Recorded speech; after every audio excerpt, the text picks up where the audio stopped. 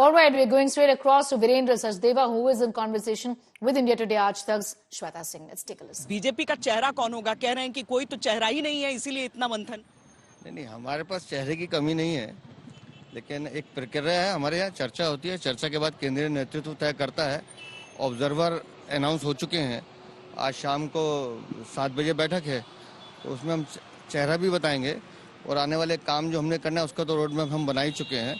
और जितनी बेचैनी उनको है, तो मैंने उस दिन भी कहा था, आज फिर कहता हूँ कि उनसे कहिए कि समय बचा के रखें, क्योंकि उनको बहुत ज़्यादा व्यस्त रहना है आगे।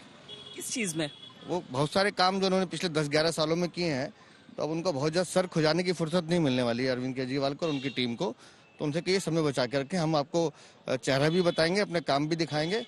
और मैंने व्यक्तिगत पत्र लिख के उनको निमंत्रण दिया है कि वो आए और उस जो कल ऐतिहासिक पल है उसके साक्षी बने, वो देखें उसको। लेकिन जिस तरीके से ये सब आरोप लग रहे हैं कि बीजेपी सोच नहीं पा रही है, 7 बजे बैठक है आज, हम समझे मंथन लंबी चलेगी, यहाँ पर लंबे दौर के होंगे कि भाई सब सोच रहे होंगे कि नहीं मैं बनूं, महत्वाकांक्षाओं का टकराव या फिर निर्णय आराम? हमारे यहाँ टकराव की कोई स्थिति होती नहीं है जी। हमारे यहाँ चर्चा होती है, चर्चा के बाद जो निर्णय आएगा वो सबके सामने बताया जाएगा और सबने उसको सहर्ष रूप से स्वीकार करना है। और जिसकी आप बात कर रहे हैं कि भाई उनको ऐसा लगता है कि बहुत गुटबाजी या कुछ है, तो मैं तो इतना पूछता हूं कि जिसके वो खुद दूल्हा थे, जिस बारात के, उस बारात का तो सहरा भी लुट गया, माला भी लुट गई और कुछ बचा भी नहीं है। तो मुझे लगता है कि आज शाम को हम लगभग 8 बजे तक आपको मुख्यमंत्री का नाम उससे पहले ही बता देंगे और उसके बाद आप देखिएगा।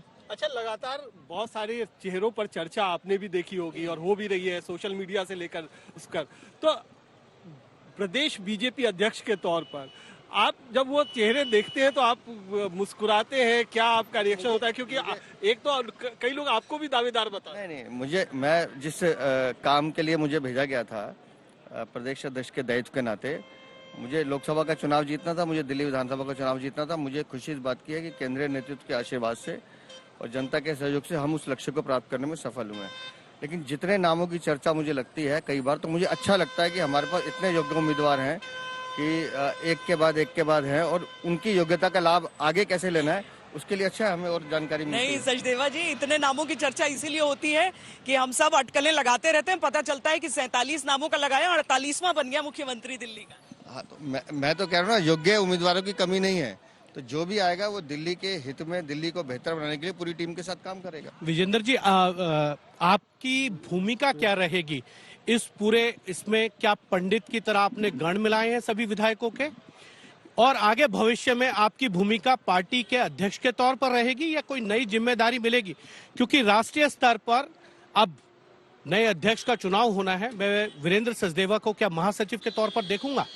हिमांशु भाई, हमारे यहाँ जो दायित्व मिलता है वो हमारी इच्छा से नहीं मिलता है।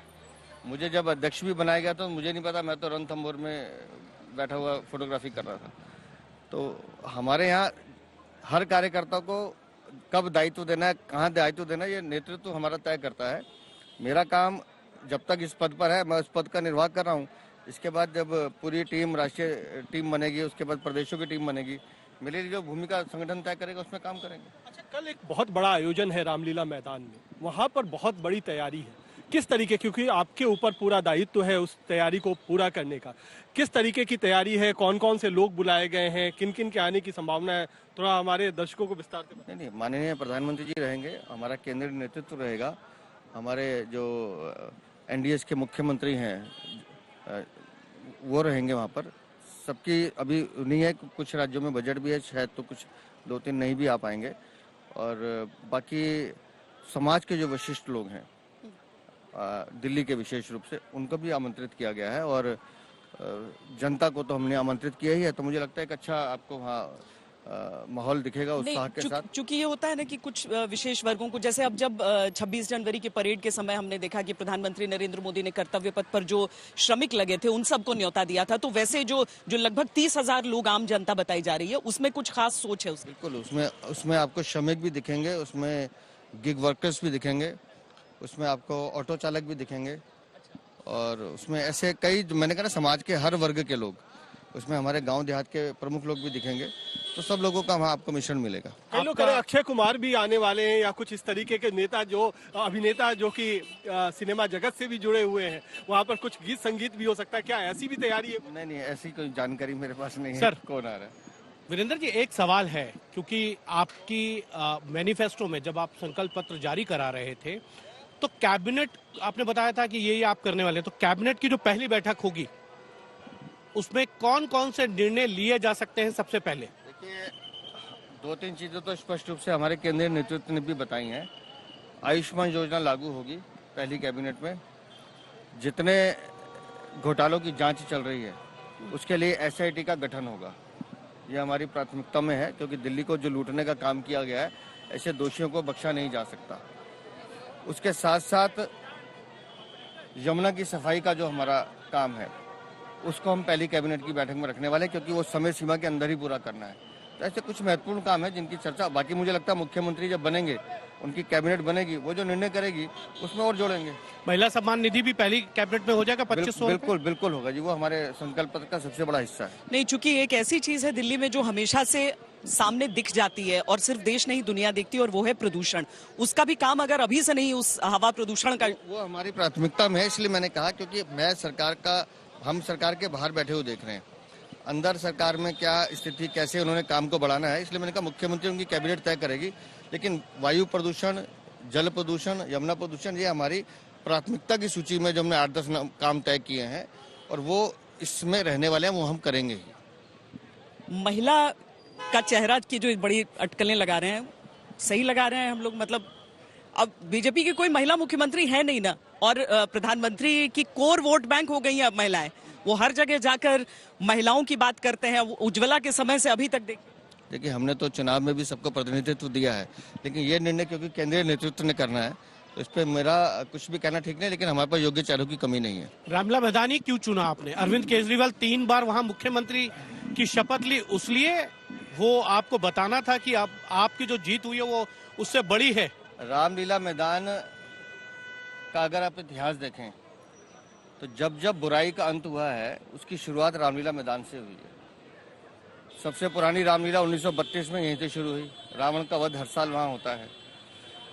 इमरजेंसी का दौर हमने देखा तो जो पहली अलख जयप्रकाश नारायण और अटल जी ने 1975 में जगाई, वो रामलीला मैदान से जगाई। और जब इमरजेंसी हटी और इंदिरा गांधी की रवानगी हुई, तो पहली सभा जो अटल जी ने की 1977 में, वो यहाँ पर की। 2014 में जब माननीय प्रधानमंत्री नरेंद्र मोदी जी को प्रस्तुत किया गया, तो दिल्ली की सबसे बड़ी रैली हमने रामलीला मैदान में की।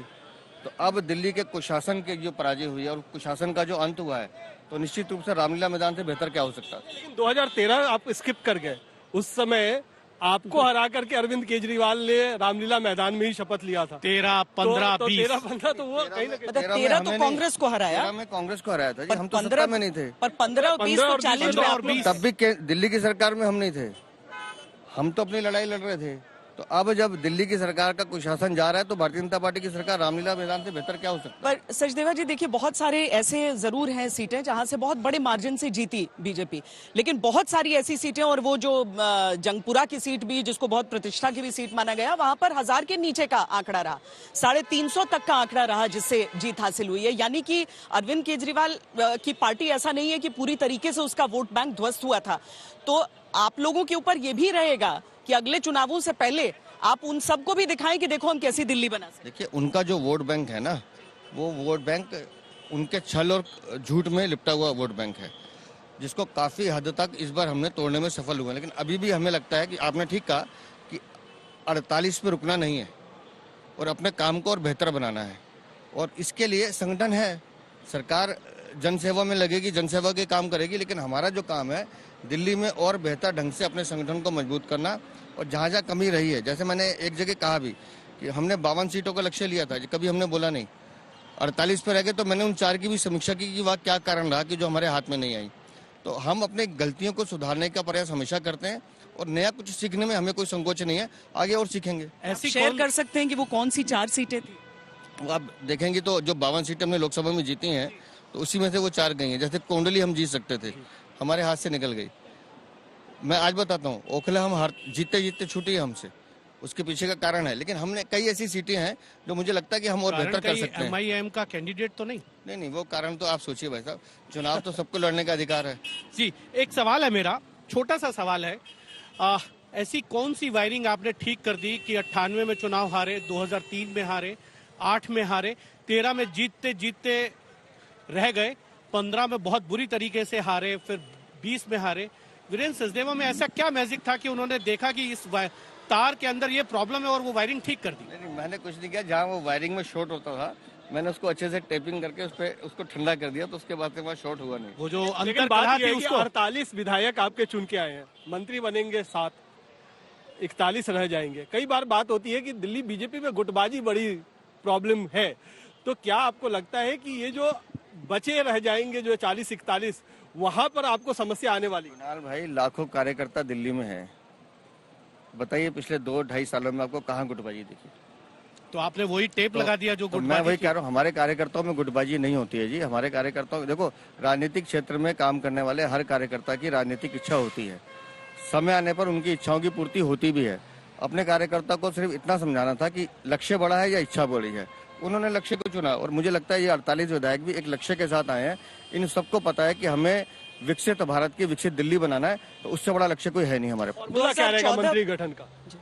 ये तो अब चर्चा के बाद बताएंगे, अभी तो चर्चा हुई नहीं है। 2014 में जब सरकार बनी केंद्र में आपकी, उसके बाद से एक ट्रिपल इंजन का आप लोग पिच करते रहे कि केंद्र में है, MCD में है और दिल्ली में बस शासन में आ जाए तो सब बदल जाएगा। ये बोलते बोलते में एक इंजन उसमें से चला गया, MCD चली गई। संगठन के ऊपर ये भी तो बहुत बड़ी जिम्मेदारी होगी, वरना तो अभी तक जो केजरीवाल कहते रहे कि हमें काम नहीं, देखो MCD को ये दिक्कत हो रही है, वही चीज आगे भी चलेगी। नहीं, MCD को पैसे कौन रोकता था जी? दिल्ली की सरकार रोकती थी, केंद्र तो पैसे देता था। अब दिल्ली की सरकार तो उनकी मदद करेगी। तो आप लोग आम आदमी पार्टी की MCD को मदद कर बिल्कुल, हमने इंजन की सरकार बनेगी क्या? अभी मैं उससे भी आता हूँ। अभी मैं बता रहा हूँ आपको, हमने अपनी पहली प्रायोरिटी में, जैसे मैंने 3-4 बताई, हमने उसमें ये भी रखा है कि अगले 3 महीने में दिल्ली हमें कूड़ा मुक्त चाहिए। तो उसके लिए जो निर्देश नीचे देना है वो दे दिया गया है, और हम कूड़े की सफाई पे काम करेंगे। और जो कूड़े के पहाड़ अरविंद केजरीवाल नहीं हटा पाए, मैं आपको निश्चित रूप से कह रहा हूँ, वो भी हमारी प्रायोरिटी में, हम आपको एक बार हटा के वहाँ लेके भी चलेंगे। तो अगला मेयर बीजेपी का होगा? अब संभावनाओं पे मैं बात नहीं करता हूँ, लेकिन मैं हर चीज में अच्छा ही ढूंढता हूँ, क्योंकि तो कुछ ना कुछ शुभ ही होगा। क्योंकि संदेश तो साफ है, लगातार आम आदमी पार्टी के कॉर्पोरेटर छोड़ के भारतीय जनता पार्टी में आ रहे हैं। चुनाव नतीजों के बाद एक साथ आपने 3 ज्वाइन करवा दिए और नंबर अब आपके 122 हो गए हैं। वो 122 पे थे, 119 पे आ गए। कुछ कह सकते हैं कि अब तो आपके समीकरण पूरे बदल गए हैं। 22 में विधायक, नॉमिनेट विधायक भी जुड़ेंगे, तो अब एक बार आने दीजिए। अभी तो ये शुभकामनाएं दे दें ट्रिपल इंजन की आपको। दिल्ली सुंदर बने, उसके लिए हमें ट्रिपल, अगर 5 गियर इंजन भी लगाना पड़ेगा तो लगाएंगे। अप्रैल से पहले हो जाएगी ट्रिपल इंजन, या आप मुझे शुभकामनाएं दे रहे हैं, मैं शुभकामनाएं स्वीकार कर रहा हूँ। चलिए, तो ये बड़ा रोचक है कि ये भी माना जाता है कि लोग MCD से घबराते हैं। कोई भी पार्टी जो है MCD से घबराती है। जब तक अरविंद केजरीवाल दिल्ली सरकार में थे, बड़े अच्छे थे, खुश थे। जैसे ही MCD आई, वो नाले, गड्ढे, सड़क की जो परेशानी आती है, वो परेशानी बढ़ा देती है। तो ये एक रुकावट आपके लिए भी होगी, क्योंकि वही उसी ने आपको दिल्ली में सरकार बनाने से रोक रखा। हमारे लिए ना, मैं इसको चुनौती नहीं मानता हूँ जी। कोई भी चुनौती इतनी बड़ी नहीं हो सकती कि जिसका समाधान ना हो। और जिस पार्टी के पास माननीय प्रधानमंत्री जैसा नेतृत्व हो, माननीय गृह मंत्री जैसा हमारे को ऐसे नेता मिले हैं जो समय समय पर हमको समझाते रहते हैं, राष्ट्रीय अध्यक्ष जी हर छोटी छोटी बात में हम लोगों को प्रेरणा देते हैं। तो MCD में सिर्फ काम क्या, हमें जन समस्याओं को दूर करना है, जन जो लोग हैं उनको अपने साथ भागीदारी में जोड़ना है। भाई आपको इस काम में हम आपके साथ जोड़ रहे हैं, और अगर हमारी नीयत ठीक है और अगर हम जुनून से काम करेंगे तो मुझे लगता है कोई चुनौती नहीं है।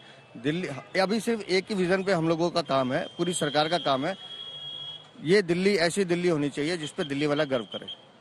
ये दिल्ली ऐसी दिल्ली होनी चाहिए जिसपे दिल्ली वाला गर्व करे, क्योंकि दिल्ली जब ऐसी बनती है तो देश भी गर्व कर सकता है। और उसमें जो हमने प्रदूषण से जुड़ा हुआ सवाल पूछा था, और जो सचदेवा जी ने कूड़े के पहाड़ के बारे में बोला है, कूड़े के पहाड़ दिल्ली के लिए इतनी विकट समस्या है जो केवल उसके इर्द गिर्द रहने वाले लोगों के लिए नहीं है, बल्कि दूर दूर तक उसका प्रभाव जाता है। चाहे उस गंद की बात हो या फिर जैसा गाजीपुर डंप हमने देखा कि कई बार उसमें तो ऐसे ब्लास्ट से हो गए और उसकी वजह से दुर्घटनाएं हुई। तो आसान तो बिल्कुल नहीं है, कहने के लिए हाफ स्टेट है, पर फुल स्टेट से अधिक समस्याएं, क्योंकि निगाहें भी सबकी बनी हुई है। मैं इसको समझता हूँ कि दिल्ली का जो समस्याएं हैं हम उन समस्याओं पे बोल रहे हैं जो हमें दिखाई देती हैं। कूड़े के पहाड़ पे मैंने समय सीमा नहीं बोली, जानबूझ के नहीं बोली कि मैं अरविंद केजरीवाल की तरह शर्मिंदा नहीं होना चाहता। लेकिन अगली बार जब वोट मांगने जाएंगे उससे पहले कूड़े के पहाड़ हटा देंगे, ये मैं आश्वस्त हूँ अपनी पार्टी के काम को लेकर। और अभी कई समस्याएं ऐसी है जिस पर बहुत काम करना है। दिल्ली में ट्रैफिक एक बहुत बड़ी समस्या है, वाटर लॉगिंग एक बहुत बड़ी समस्या है, गंदा पानी एक बहुत बड़ी समस्या है, दिल्ली में पार्किंग की बहुत बड़ी समस्या है। ये